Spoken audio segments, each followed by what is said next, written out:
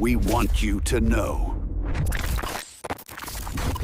The mass shooting that unfolded in Las Vegas on the night of October 1st, 2017, stands as one of the most haunting, devastating, and perplexing tragedies in modern American history. An incident that transformed an evening of music, celebration, and community into a moment of chaos, terror, and unimaginable loss. And it remains a wound that many still struggle to comprehend or heal from, not merely because of the horrific scale of violence, but also because of the confounding mystery surrounding the man responsible. The perpetrator was 64-year-old Stephen Paddock, a seemingly unremarkable Nevada resident, whose name would become synonymous with the worst mass shooting the country had ever endured. A man who, by most accounts, had lived a quiet, relatively isolated life known mostly for his compulsive gambling habits, his financial ups and downs, and his tendency to avoid close personal relationships, leaving those who knew him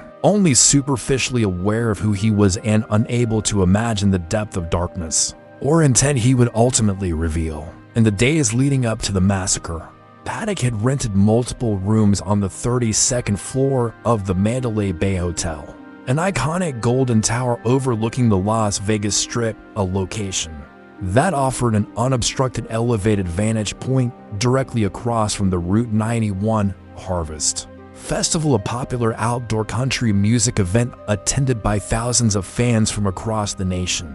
Hotel staff reported nothing unusual. Paddock's behavior, interactions, and demeanor raised no alarms. He gambled frequently.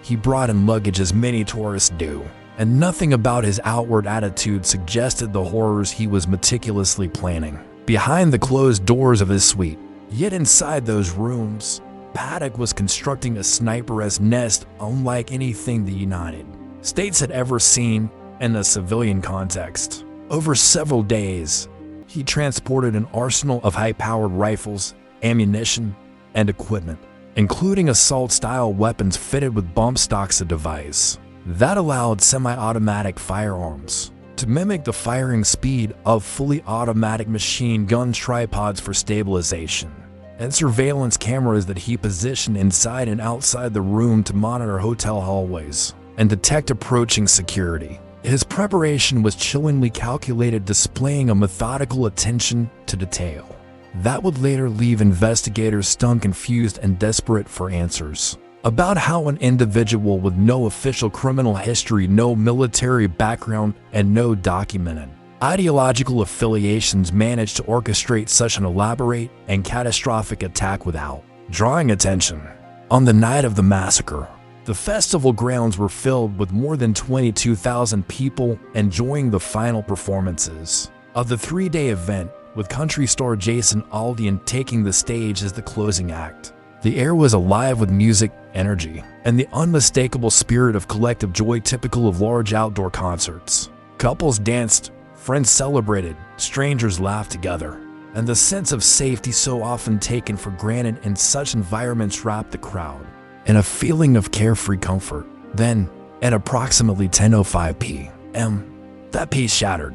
The first burst of gunfire echoed across the venue, confusing attendees who initially mistook the sound for fireworks or part of the musical performance. But confusion turned quickly into panic as people began collapsing, as bullets struck metal structures, vendor booths, vehicles, and bodies. And as screams overwhelmed the music, Paddock had smashed out 2 of his hotel room windows and positioned himself to fire directly into the densely packed crowd below. From his elevated position, armed with multiple rifles, some capable of firing at extraordinary speeds, he unleashed a relentless barrage of bullets, more than 1,000 rounds, in the span of about 10 minutes, turning the festival grounds into a desperate battlefield where no one knew where to run or hide. The rapid-fire blast created an atmosphere of complete disorientation.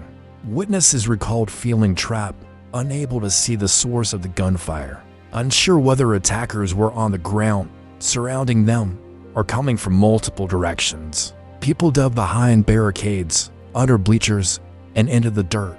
Others attempted to shield loved ones with their own bodies. Chaos rippled outward as medics, bystanders, and volunteers attempted to pull the wounded to safety, using makeshift tourniquets, clothing, or their bare hands to stop the bleeding.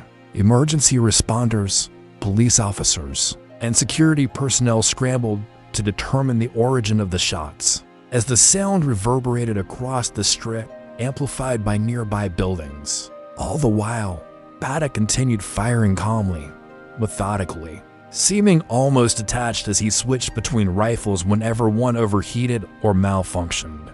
The attack was not just brutal in its death toll but unprecedented in its efficiency and scope. By the time the gunfire ceased, 58 people had been killed, many instantly, others succumbing to critical injuries in the hours and days that followed, while nearly 900 more were wounded, either by gunfire or by the desperate rush to escape. Hundreds more experienced psychological trauma that would remain with them indefinitely, altering their lives in profound and lasting ways. When police finally breached Paddock's suite, they found him dead from a self-inflicted gunshot wound. Rifles lay scattered across the room, ammunition filled the space, and surveillance monitors showed he had been watching the hallway for any sign of law enforcement. But what investigators did not find and what continues to haunt the case was a clear motive. No manifesto, no suicide note, no statement of political, ideological, or religious intent. He had no known extremist ties, no social media presence expressing hatred or grievances, and no associates reported hearing him express desires for violence, revenge, or notoriety. His family and acquaintances described him as distant, private, and emotionless at times, but never violent or outwardly troubled. The FBI launched one of the most extensive investigations in its history into Paddock's background, financial records, psychological state, and personal life. They examined more than 1,000 leads, reviewed countless hours of surveillance footage, interviewed relatives, casino employees, former partners, and acquaintances, and analyzed the weapons he purchased legally over time. Yet despite the enormous effort, authorities could not determine with certainty what drove him to carry out such a destructive and carefully orchestrated massacre. While some theories emerged suggesting possible financial stress, a decline in mental health, or a fixation on notoriety, none could be proven conclusively. As criminologist and expert Dr. Flynn noted, so many other mass shooting cases are not random. They're often committed by individuals who return to places tied to personal grievance and old school, a workplace, a community where they felt wronged. But in Paddock's case, the motivation for why he chose to do it remains a mystery. This absence of motive sets the Las Vegas shooting apart from many other mass casualty attacks, leaving victims, investigators, researchers, and the public grappling with a story that offers no resolution, no explanation, and no clear understanding of the perpetrator's state of mind. In the aftermath, the city of Las Vegas united in grief, resilience, and support for the victims, their families, and the thousands of people affected. Blood donation centers were overwhelmed with volunteers. Strangers opened their homes to those who had lost their belongings in the chaos. First responders, medical teams, and ordinary civilians were widely recognized for their courage and swift actions that saved countless lives. Monuments and memorials were established, including the 77 crosses and the long-term Las Vegas Healing Garden, to honor the memory of those killed. Survivors formed support groups to help one another cope with the physical and emotional scars that lingered long beyond the night of the attack. The tragedy also reignited national conversations on gun control, mental health, hotel security, and emergency response protocols, particularly regarding the legality of bump stocks, which allow Paddock to fire at near-automatic speeds. The U.S. government later banned bump stocks. The broader debates over gun regulation remain polarized and unresolved. Still, despite policy changes and public outcry, the central question why Stephen Paddock chose to commit mass murder remains unanswered, suspended in uncertainty, a chilling reminder that some acts of violence emerge from depths of darkness so private, so inaccessible, that even the most exhaustive investigation cannot fully illuminate them. The Las Vegas massacre thus endures not only as a record-breaking mass shooting, but also as a story without a clear beginning or end. A tragic example of how a single individual concealed behind ordinary habits and an unremarkable exterior can unleash devastation on a scale so large. It alters the collective memory of a nation. The victims' families and survivors continue to carry the weight of that night, remembering the lives cut short, the futures interrupted, and the resilience that rose from the wreckage, even as the world continues to ask the question that may never be answered. What made Stephen Paddock choose to turn a night of music into the deadliest mass shooting in American history?